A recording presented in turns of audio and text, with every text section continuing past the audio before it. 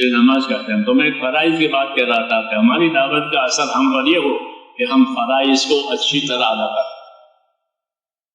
نماز، روزہ، زکوٰۃ اور جو بھی فرائض ہے بندوں کے حقوق کے، وہی دعوت کا فائدہ ہے. کبھی دعوت سے کیا فائدہ ہوا کہ دعوت سے ہدایت ملی. ہدایت میں پھر کیا ہوا کہ اللہ کے حقوق ادا ہوئے. فرائض اللہ کے حقوق ہیں،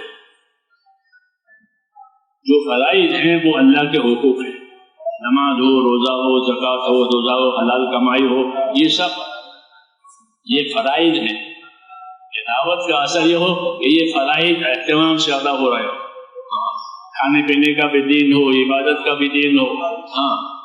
من اکل طیبا من وعمل بسنت وامن الناس بوائقہ دخل الجنہ، کہ جس نے حلال کھایا، سنتوں پر عمل کیا اور اس کی ذات کو کسی سے تکلیف نہیں ہوئی تو وہ جنت میں گیا.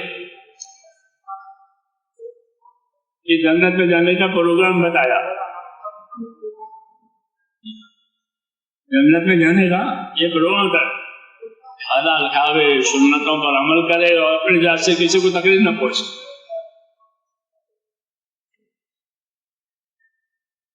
یہ زندگی ہم کو سکھائی گئی ہے، ایمانی زندگی کہلاتی ہے. وہ اسی کی محنت ہے کہ ہماری زندگی سے ہماری آخرت بنا. یہ تو پہلی بات ہے کہ اپنی آخرت بناؤ.